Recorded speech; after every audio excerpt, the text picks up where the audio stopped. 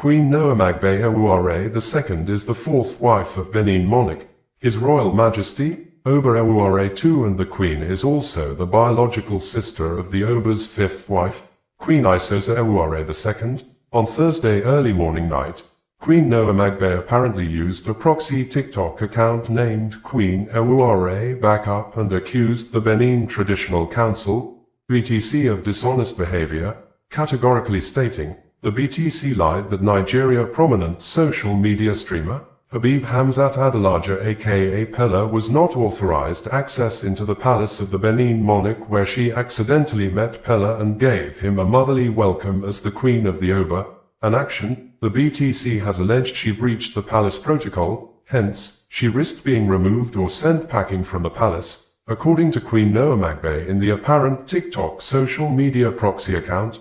Peller's visit to the palace is a mere cover-up, that a lot has been happening behind closed door. She supported her claim with a document that suggests the Benin Traditional Council was aware of Peller coming to the palace, and the document dated February 23, 2026 indicated that the BTC received and acknowledged the letter of Peller planned visit, but, if the BTC actually wrote back to Peller to notify him about the acceptance or rejection of his request was not stated, this, the president of ISWAP movement worldwide, Asaro Culture Iyamu, counted the document and said, the receipt of letter at any institution registry doesn't amount to approval. However, the moment the letter is received at our revered palace registry, it's forwarded to the private office of Oba of Benin, His Royal Majesty, Omo Noba Nedo Uku Akpolokpolo, Oba Ewuare II.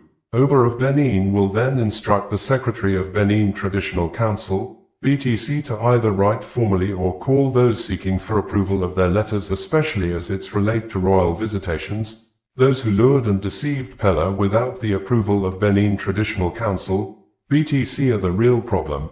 For the avoidance of doubts, Queen Noamagbe may not be first Oba wife to be sent packing from the palace over breach of access into the monarch palace. The Oba eldest wife, Queen Irogama Ewuare II, had been sent packing from the palace simply because one of the biological children of the Oba entered the palace allegedly in a manner the Oba did not like.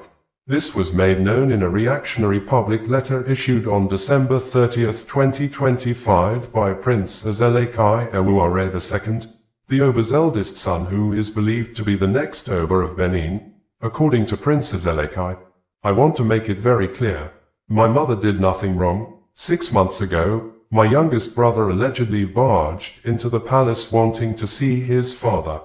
Our father wasn't happy with his approach. As a result, my mother was told to leave the palace. I would like to use this medium to plead on behalf of your senior children you wouldn't see, your second son, your third son and your second daughter, please, whatever our father said they did wrong, please forgive and forget. Time is precious, we want togetherness, not division. On the issue he had with the Oba over the establishment of the Museum of West African Art, MOA, Prince Ezelekai said some of the Oba's children only reach him through middlemen, and as such he does not have the phone number of his biological father, Oba Ewuare II, saying, what really caused the issue between my father and I was that while I was in Germany, I overheard my father say unpleasant things about me to a public figure on the phone. I got upset and raised my voice to my father. Something I've never done in my entire life. As for me, my own father intentionally chose to compose a speech and talk about his eldest son for a whole 5 minutes. To wash me publicly over material things, objects, artifacts, a museum. Obaseki, you said Obaseki co-opted your eldest son, before Prince Ezelekai issued the public statements about his father?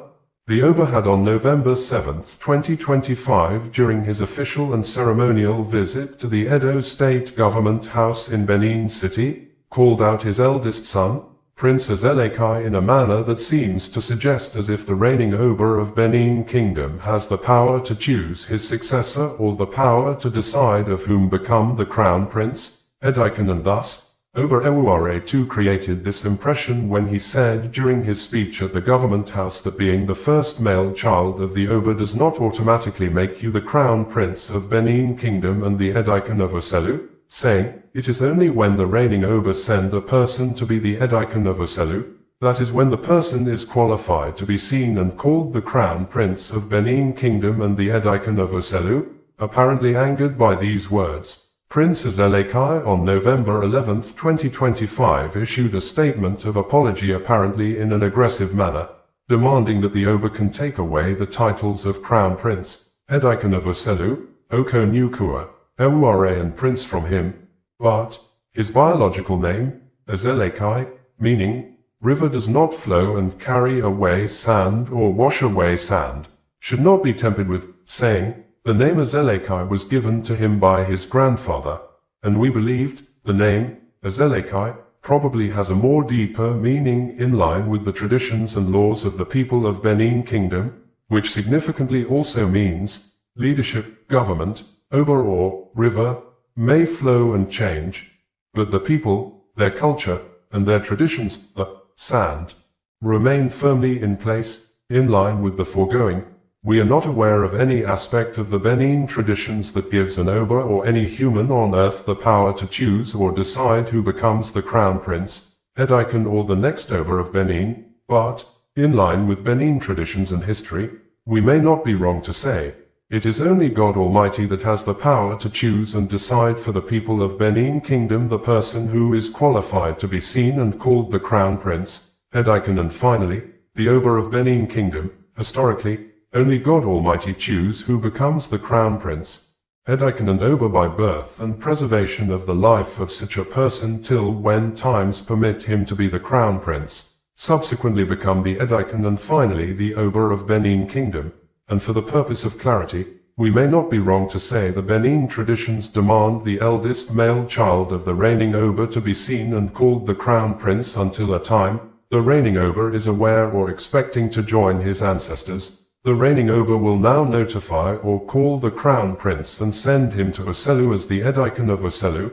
an institutional responsibility demanded of the reigning Oba probably by the traditions to protect the throne of Benin Kingdom. Edikon is a title of a person who acts as a proxy of the Oba of Benin while the reigning Oba is still alive.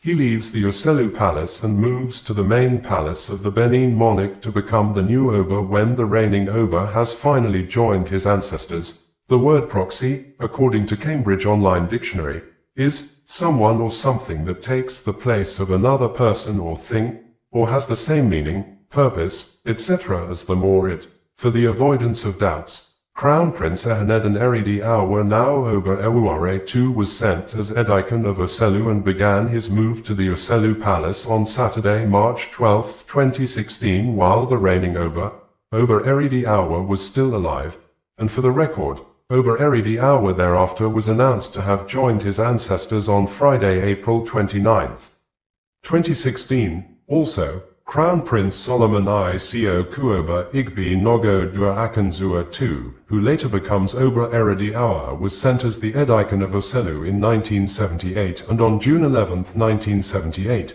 the then reigning Oba of Benin Kingdom, Oba Akanzua II, was announced to have joined his ancestors. The above illustration may have clarified that the act of a reigning Oba sending someone to Oselu as the Edikon of Oselu is apparently not a power to choose or decide who to send. Rather, it is a job function the reigning Oba is expected to perform by thus sending the one already chosen by God Almighty right from birth as the Crown Prince, Edikon, to become the Edikon of Oselu, and thereafter, the person will move to become the new Oba of Benin when the reigning king becomes of blessed memory. Peller, the 20-year-old reality or real-life interactive content creator, had visited the palace on March 6, 2026 as part of his nationwide tour and was reportedly welcomed by the Queen, who also presented him with a gift.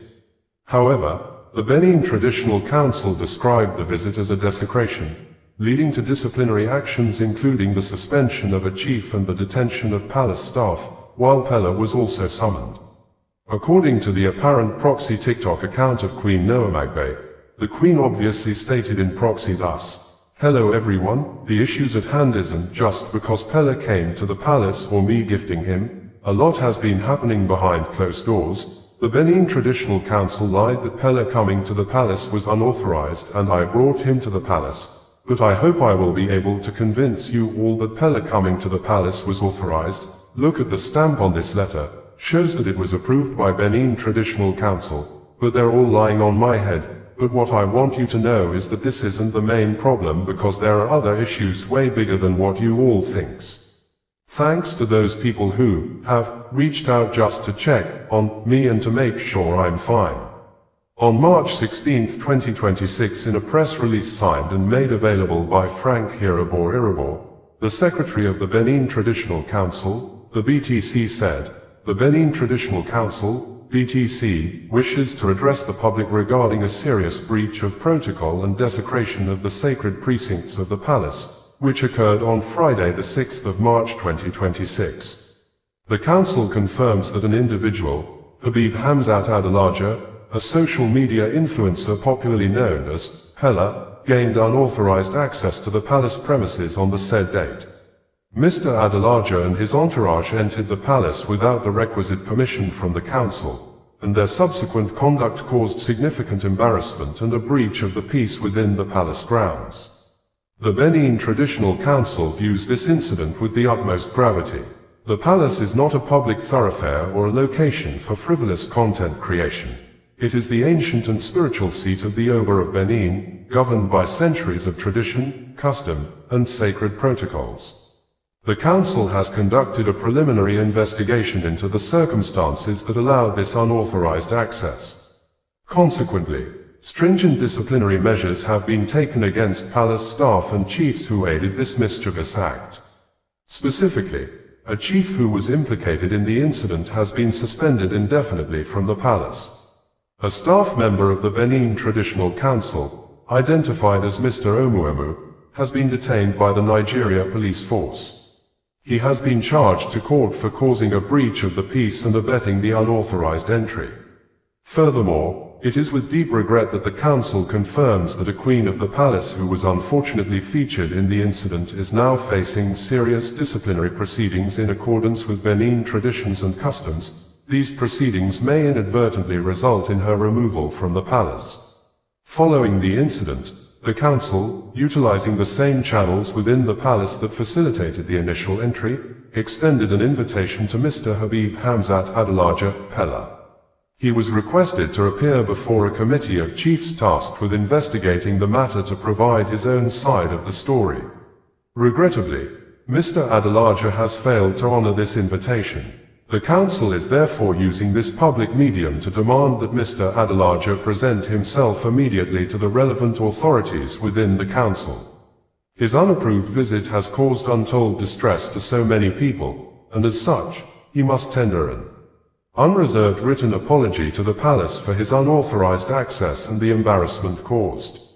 Failure to comply with this directive will leave the council with no option but to pursue legal action. The appropriate law enforcement agencies have been duly informed of this matter and are standing by to take necessary action against him. The Benin Traditional Council assures the public and the entire Benin nation that it remains the unwavering custodian of our age-old customs and traditions. While unscrupulous elements may occasionally attempt to undermine our sacred institutions, banking on the fatherly and forgiving disposition of His Royal Majesty, Omo Nobenedo, Uku Akpolokpolo, Obereware Il, CFR, they do so at their peril. The Council wishes to state unequivocally that it possesses the institutional tools to immediately correct such infractions and prevent any reoccurrence. We thank the public for their concern and support in preserving the sanctity and dignity of the Benin throne.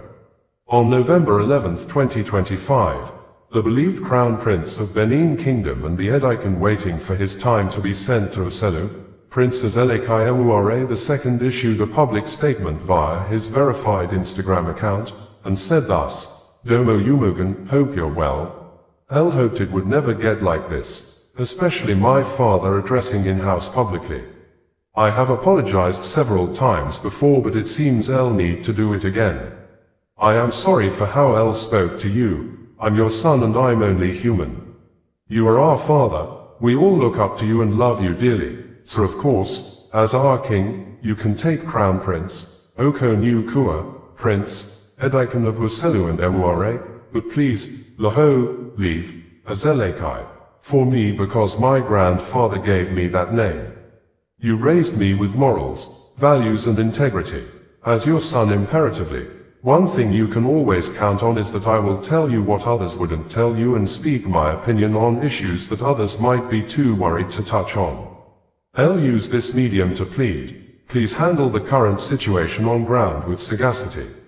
Our father is the most fastidious, painstaking and meticulous individual known, so I have almost faith in you. I pray for you always. Pray for good health and long life. May God and our ancestors continue to give you wisdom, guide and protect you always. The Prince on December 30th, 2025, released another statement via his verified Instagram account and stated that, over the last few weeks I've received an alarming amount of messages about the welfare of my mother. I really appreciate your concern, but rest assured she is being cared for. Before the year ends, I choose to address this simply because I wouldn't allow false narratives about why my mother isn't in the palace. I want to make it very clear, my mother did nothing wrong. 6 months ago my youngest brother allegedly barged into the palace wanting to see his father. Our father wasn't happy with his approach. As a result, my mother was told to leave the palace. Our dear father, Domo, I would like to use this medium to plead on behalf of your senior children you wouldn't see, your second son, your third son and your second daughter. Please, whatever our father said they did wrong, please forgive and forget. Time is precious. We want togetherness, not division. As for me, my own father intentionally chose to compose a speech and talk about his eldest son for a whole 5 minutes, to wash me publicly over material things, objects, artifacts, a museum, Obaseki. You said Obaseki co-opted your eldest son.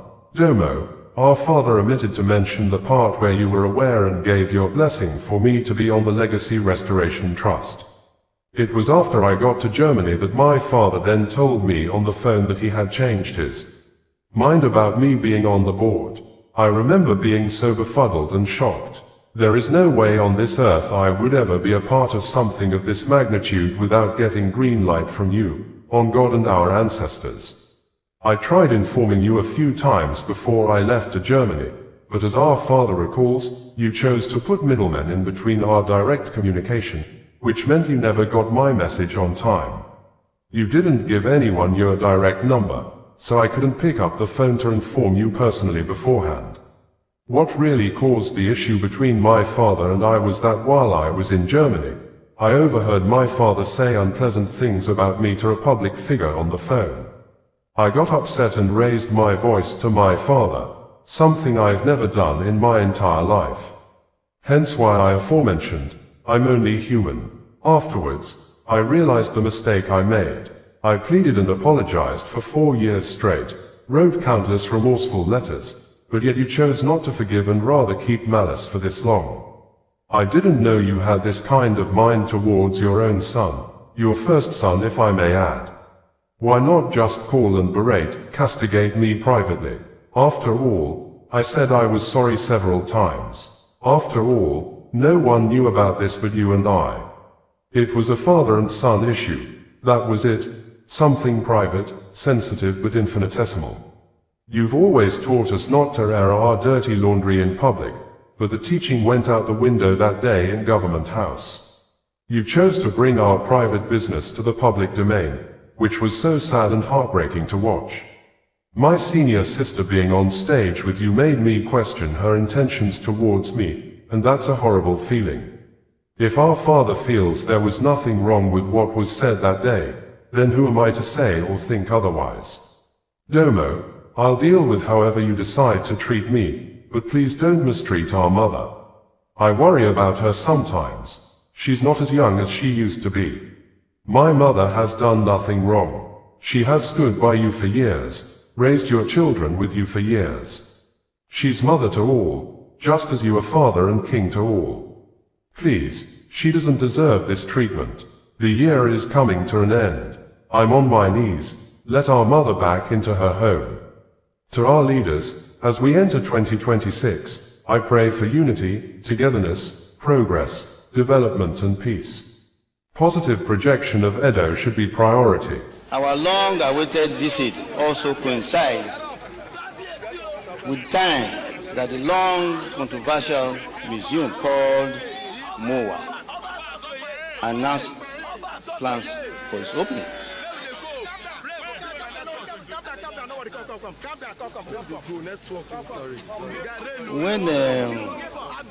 When I first heard this name, it was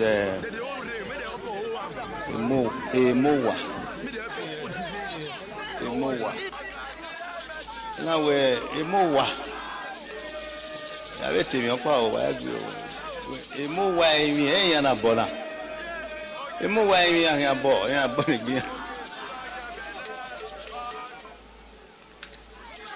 Your Excellency, distinguished ladies and gentlemen, we are therefore constrained to throw light on the lingering controversy surrounding the museum called Museum of West African Art, which MOA was originally conceived as Benin Royal Museum. Did you all know that? Originally, before my coronation in 2016, my grandfather, Oba Kenzwa II, my father, Oba Erediawa, and I, by the grace of God now, Oba Ewari II, have been known to be canvassing for the return of our looted artifacts by the British in 1897. Some were returned by the British government during my grandfather's reign, and my grandfather sang a song and danced to it in appreciation and happiness. So which in honor of my grandpa, I also now do the same song and dance whenever an artifact is returned.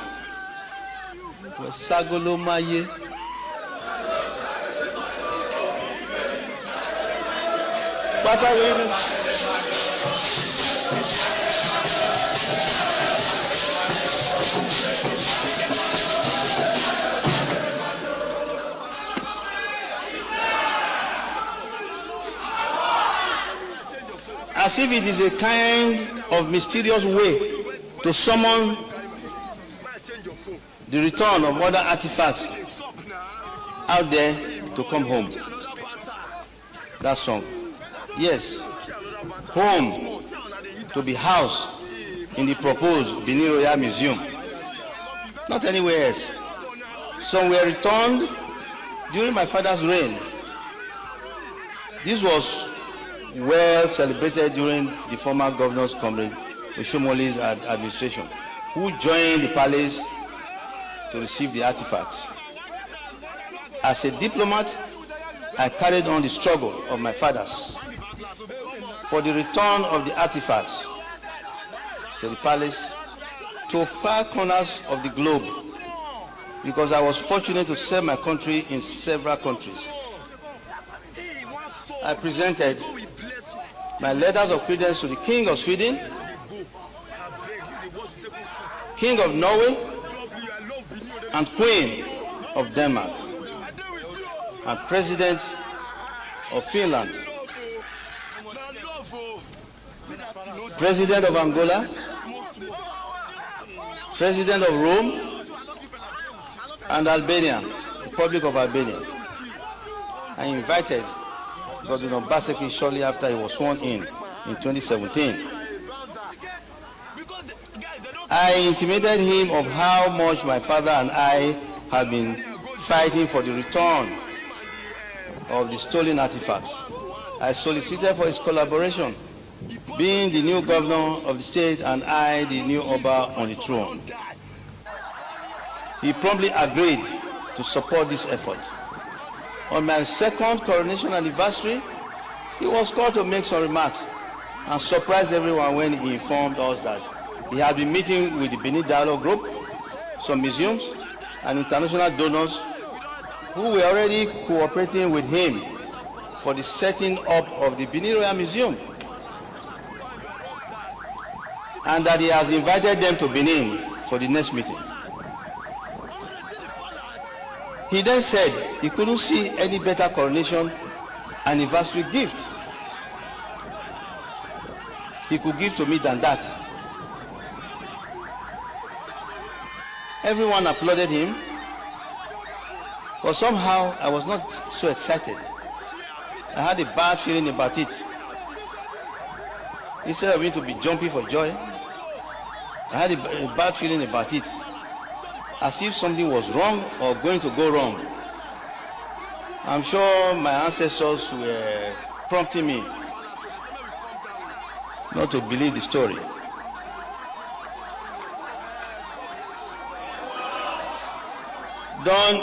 Then there was silence. After that, silence from Governor Obaseki. COVID-19 came in and complicated issues. During the period of COVID-19, I believe the evil, the plan, the bad plan, evil plan was also being perfected.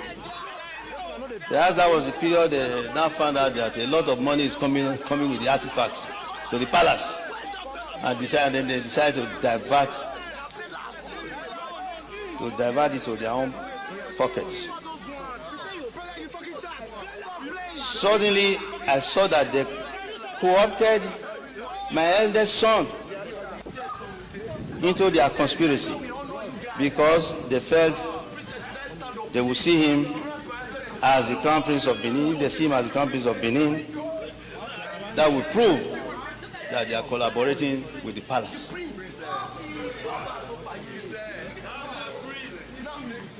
And if they dragged him along with them, they would have succeeded in convincing international donors, particularly Germany, that they are collaborating with the palace. My dear son said that they constituted the Legacy Restoration Trust, and they have given him a board seat. I didn't send him there. He looked excited, of course. Poor child. He didn't understand the implications of what he was getting himself into, because he didn't remember or didn't care to remember that I've been teaching what I've been teaching him about people.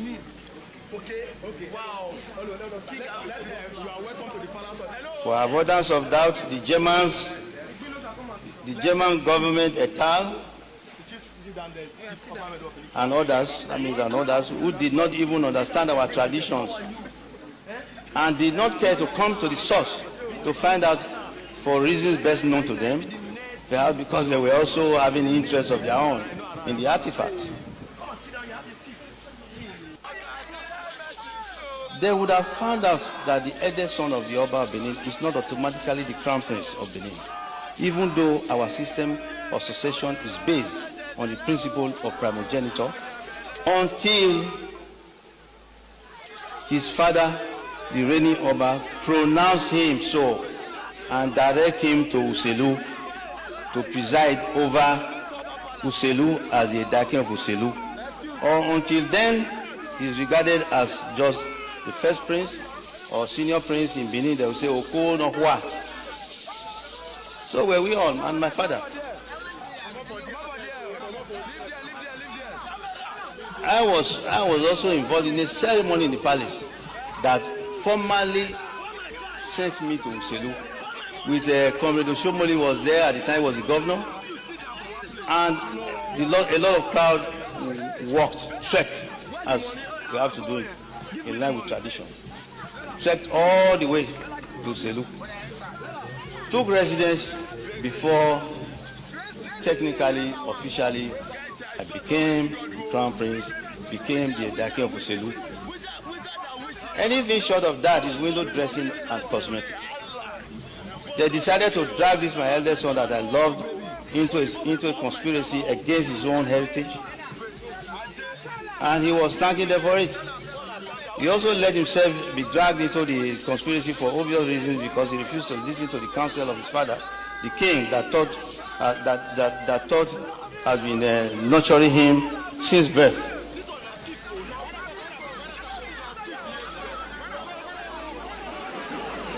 What I know.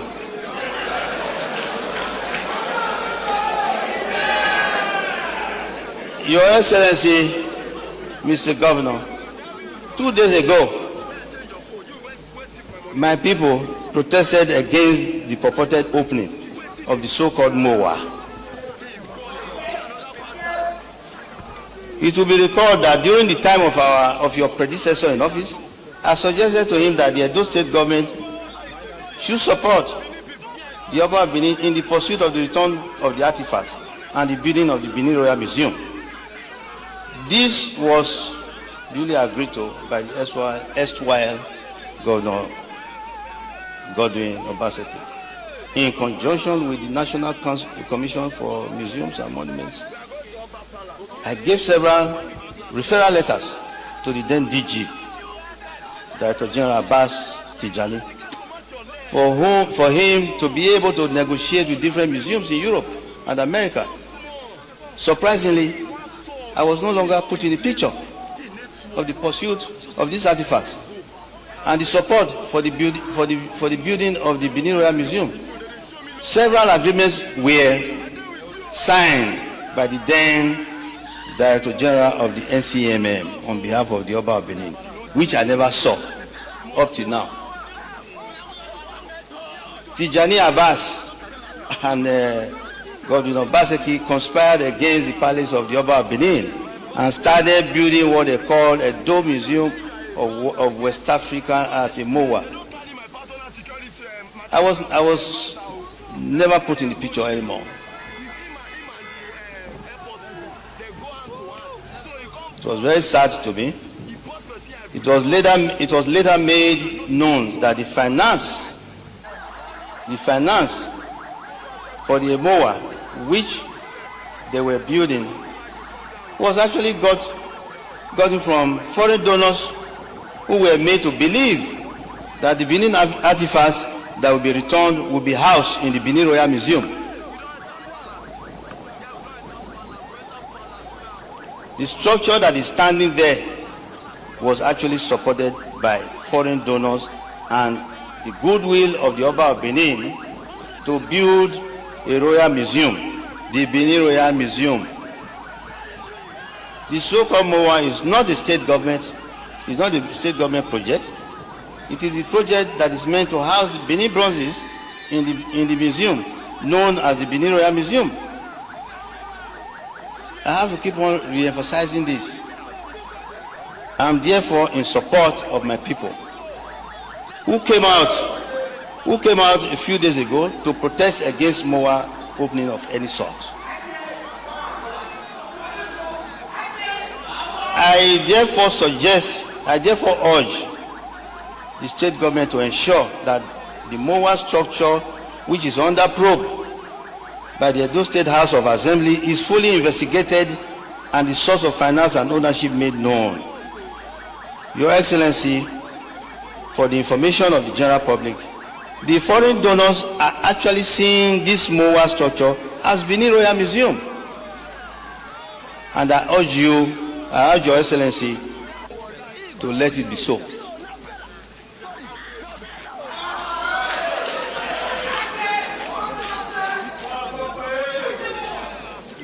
Your Excellency, distinguished Governor of Edo State, please,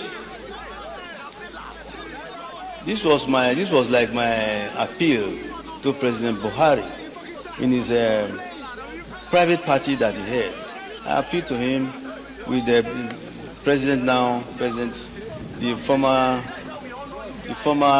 Minister of Lai Mohammed, Minister of Arts and Culture, President, and all the movers and shakers of the country were present. And I appealed to him, Mr. President, you have done so much to support us in Edo State, particularly the royal family, the royal court of Benin. As much as you have done, there are some people still scheming to reloot our artifacts. Please, Mr. President, don't let them reloot our artifacts. I'm appealing to His Excellency too. Please stop the opening of the MOA because it is fraught with greed, deceit, and mischief, and lack of transparency. I cannot end this address without expressing deep appreciation to the former President Muhammad Buhari, GCFR, who is late now, very good friend of the family of Edo State, who understood completely the need to recognize and support the ownership of the bronzes, of the Benin bronzes, and also thank his successor, President Bola Ahmed Tinubu, GCFR, who incidentally is my in-law. I don't know if you are aware of that, Mr. Governor. He's my in-law. And as he openly said, because he has openly said so, that's why I'm openly saying so now. As he openly said when he came to the palace, that he's not a stranger to this palace for supporting and pledging to build the Benin Royal Museum. And of course, Akpakomiza, who God and our ancestors brought to rescue otherwise rather toxic situation in the state in general and in Benin in particular. Most of all, as I said at the beginning, God is the Alpha and Omega, the beginning and the end. All glory be to God. Long live Edo State government, long live Federal Republic of Nigeria, and God bless you all. I therefore stand before you today as the 40th Oba of Benin.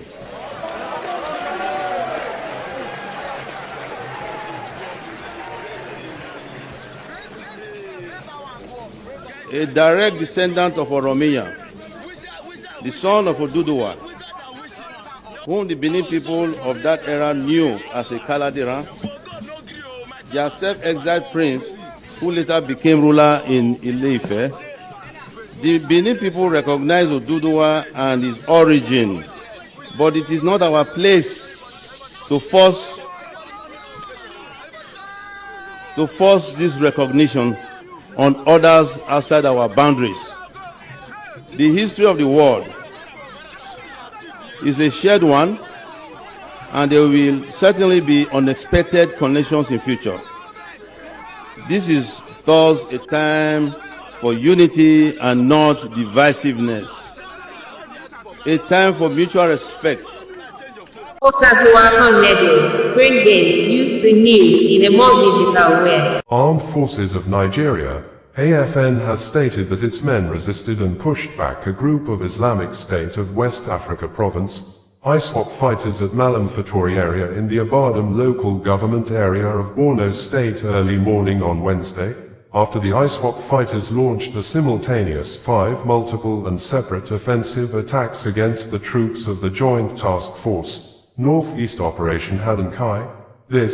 The Nigeria Army supported its press release with a video of dead bodies of the suspected terrorists, some of whom, according to the military authority, were well-known ISWAP commanders who led other terrorists to carry out the attacks. Lieutenant Sani Uba, the media information officer, Joint Task Force, Northeast Operation Hadankai, in a press release issued a few minutes ago, noted that Niger Republic Air Force supported in the killing of the terrorists and other offensive military actions that finally forced other surviving terrorists to withdraw and flee in disarray.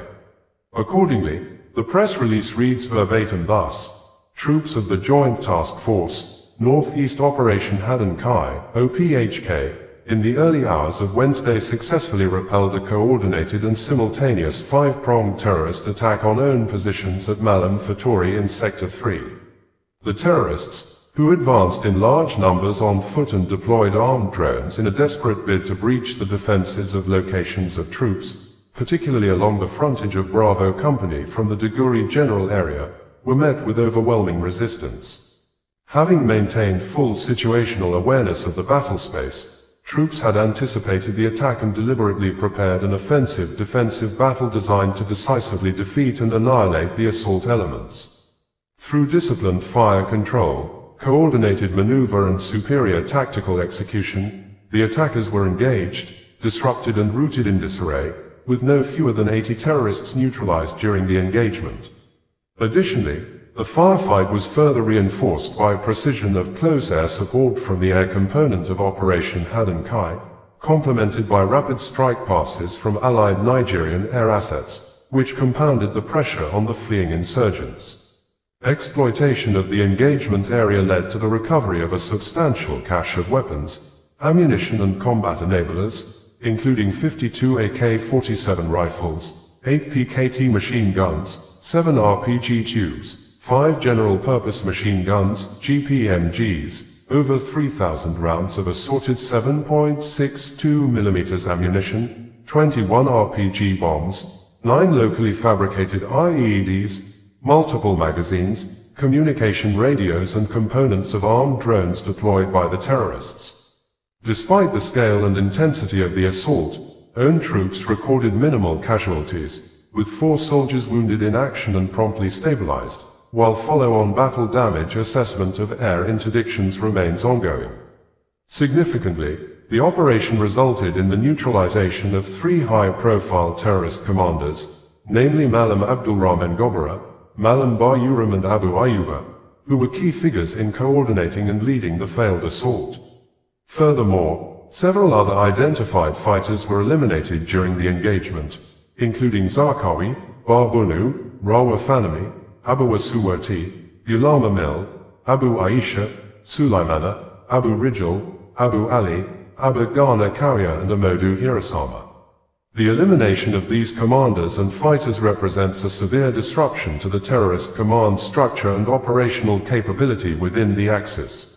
This decisive victory represents a major operational setback for the terrorist network and further underscores the growing combat effectiveness, resilience and tactical superiority of Operation Haddon-Kai forces across the theater. The failed attack clearly contradicts recent misleading propaganda and false narratives suggesting that troops are overwhelmed or experiencing setbacks. On the contrary, troops remain firmly in control of all locations, maintaining dominance through sustained offensive operations, effective joint force integration and high morale. Operation Haddon-Kai reassures the general public that the security situation in Malam Fatori and its environs remains firmly under control, while urging citizens to remain vigilant and disregard unverified reports intended to undermine ongoing military operations. The military high command commended the troops for their gallantry and resilience, urging them to sustain the operational tempo. In an earlier press release, the Nigeria military initially said 60 ISWAP terrorists were killed, but in the newest press release issued a few minutes ago, the military corrected the figure to be 80 casualties suffered by the terrorists. The earlier press release reads in full below: "The Nigerian army has once again demonstrated its unwavering resolve to defeat terrorism, successfully repelling a coordinated night attack by insurgents in Malam Fatori, a Badam local government area of Borno State. The attack, which occurred in the early hours of Wednesday the 18th of March 2026 at about 12:50 a.m., saw terrorists suspected to be members of Boko Haram, ISWAP, advancing from the Duguri general area on foot, supported by multiple armed drones, in a bid to breach the 68th Battalion main defensive area. However, their movement was swiftly detected by vigilant troops who responded with overwhelming firepower. In a well-coordinated operation, troops in synergy with supporting air components engaged the attackers decisively, neutralizing over 60 terrorist fighters, including some notorious commanders.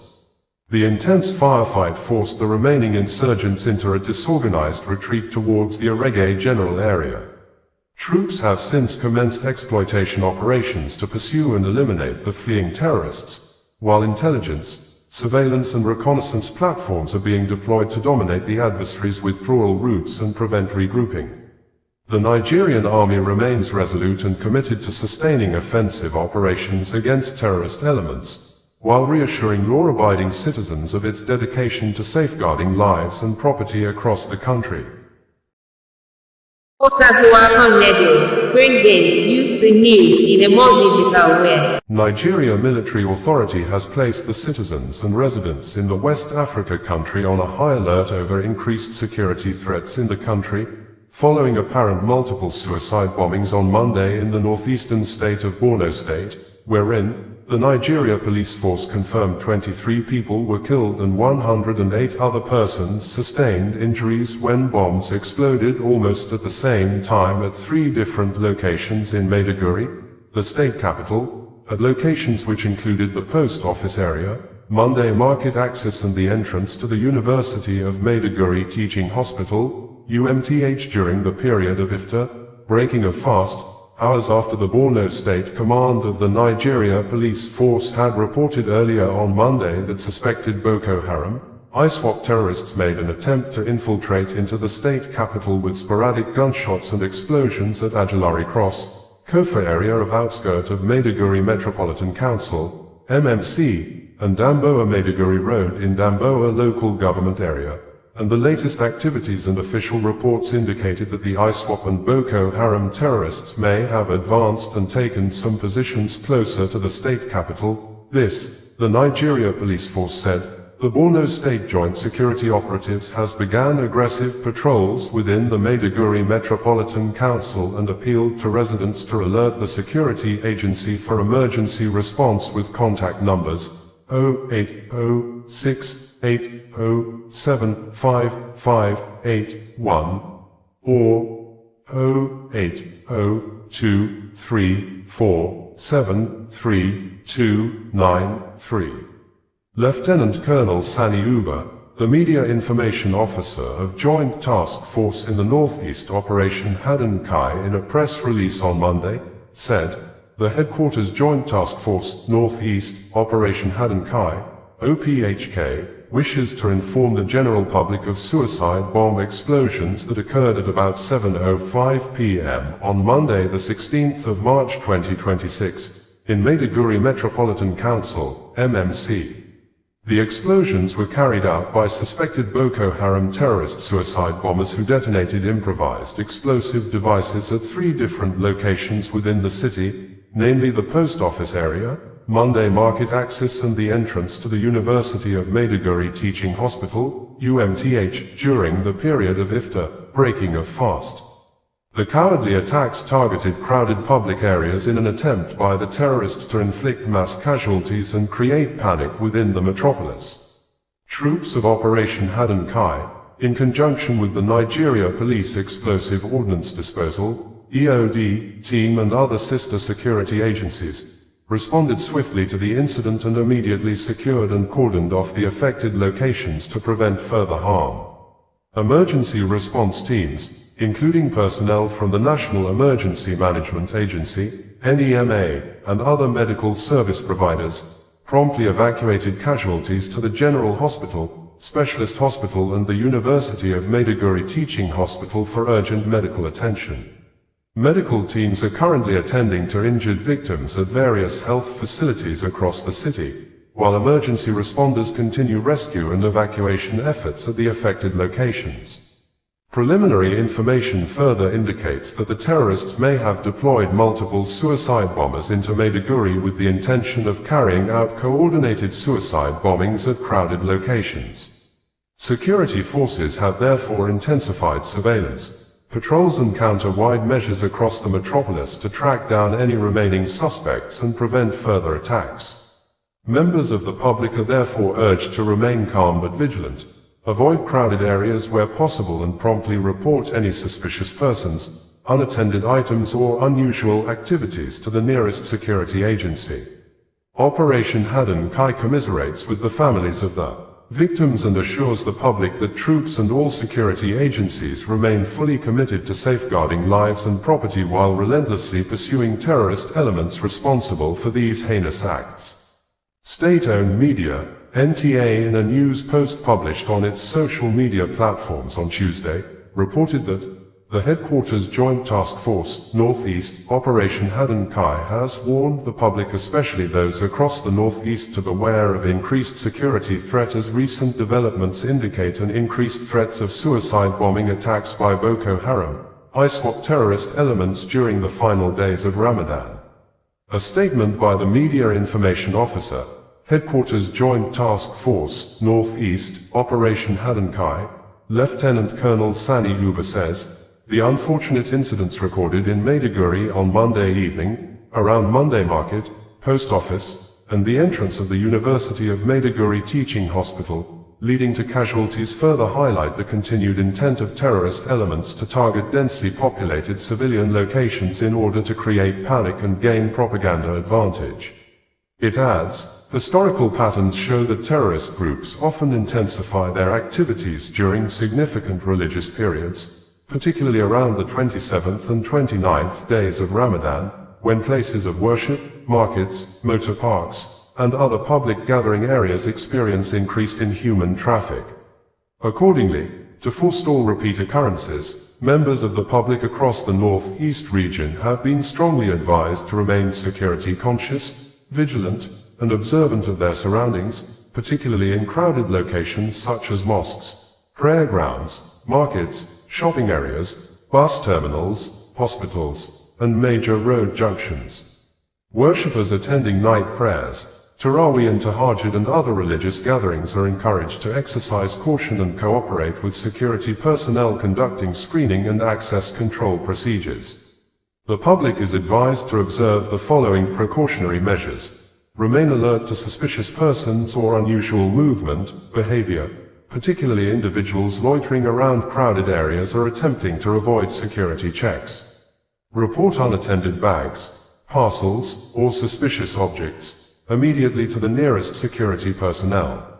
Avoid overcrowded areas whenever possible and maintain situational awareness when attending places of worship, markets, or public events. Cooperate fully with security agencies during stop and search operations, security screening, and other safety procedures. Parents and guardians are urged to be mindful of the movement of their children, especially during evening hours and night prayers.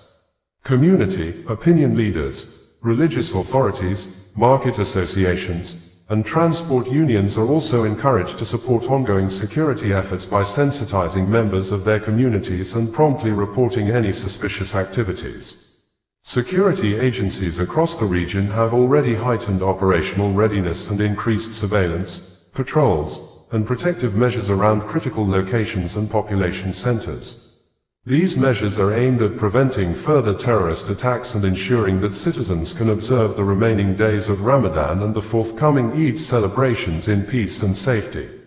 The statement enjoined the public that cooperation remains a critical component of counter-terrorism efforts. Timely information from vigilant citizens has helped security forces prevent attacks and apprehend terrorist collaborators. Members of the public are therefore urged to remain calm but vigilant and to promptly report any suspicious activity to the nearest security formation or through established emergency channels. President Bola Ahmed Tinubu said, "The recent news from Maiduguri, Borno State, is profoundly upsetting. I mourn those who lost their lives, sympathize with the injured and stand in solidarity with the people of Borno during this challenging time. I want to make it categorically clear that these acts of terror are the final desperate and frantic attempts by criminals and terrorist elements trying to instill and spread fear, as they're under constant pressure from our brave armed forces and security agencies operating in various theaters. We will continue to intensify our efforts against all criminal elements, wherever they may be. I must commend the courage and fighting spirit of our patriotic troops who successfully repelled the coordinated attacks by these terrorists on military positions in the state. The Monday attacks were desperate acts of the evil-minded terrorist groups. Our gallant military and civilian task forces will curtail and put them down." Just last weekend, during a security meeting with leaders of security and intelligence agencies, I approved additional equipment and operational support to enhance their capabilities. This effort is already in progress. Additionally, I have directed security chiefs to move to Maiduguri to take charge of the situation. I have also directed the emergency agencies to provide proper care for the injured. There is no place in Nigeria where terrorists will find safety. We will locate them, confront them, and completely defeat them. Nigeria will not succumb to fear.